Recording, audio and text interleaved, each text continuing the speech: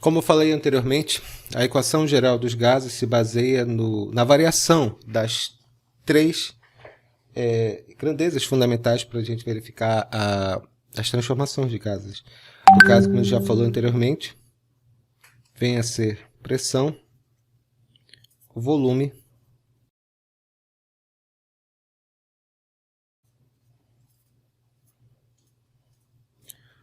Talvez você já tenha estudado em química sobre transformações gasosas. Essas unidades de pressão aqui talvez não sejam estranhas para vocês.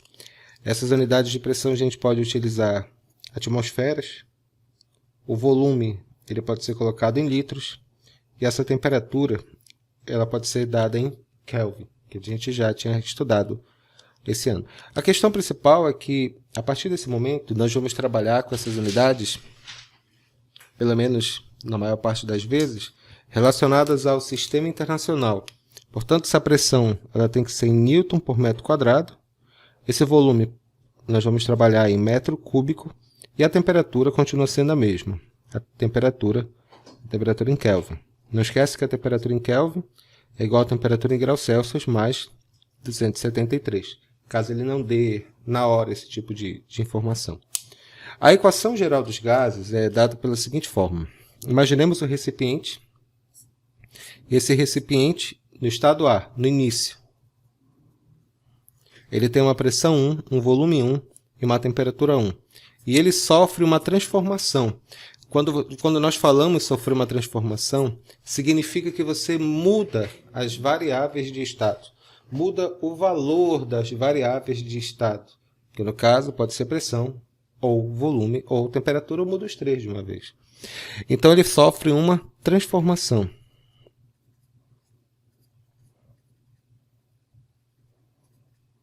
E quando ele sofre essa transformação, ele passa para uma pressão 2, para o volume 2 e para uma temperatura 2.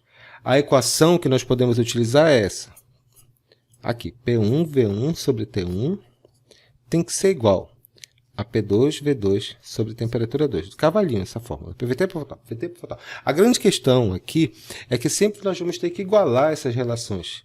Nós temos uma situação, e sempre será desse jeito, em termos de cálculo, é claro, nós vamos ter uma situação de antes e depois. E vamos relacionar isso nos exercícios. Agora, eu vou explicar a vocês quais são as três transformações gerais que nós vamos trabalhar nesses problemas, quais nós vamos identificar nos exercícios, está bem? Vamos lá agora. Como já falamos anteriormente, nós temos as três variáveis de estado e elas se relacionam na transformação gasosa através da equação geral dos gases, que é P1V1 sobre T1 tem que ser igual a pressão 2, volume 2 e temperatura 2. As transformações gasosas, às quais eu me refiro, significam mudar, aliás, permanecer constante uma dessas variáveis, ou pressão, ou volume, ou temperatura, e mudar as outras.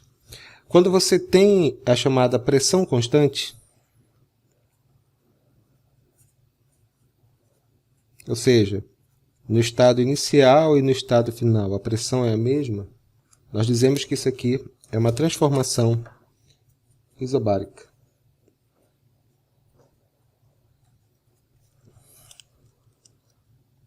Se você tem um volume constante,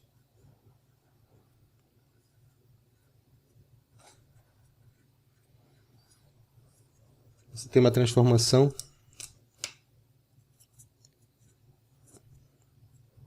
dita isocórica ou isométrica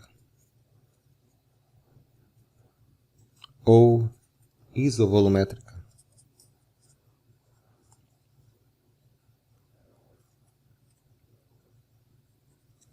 E finalmente, se você tem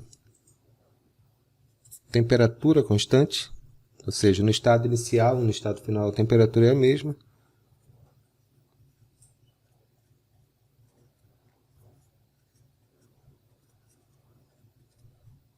você tem a chamada transformação isotérmica.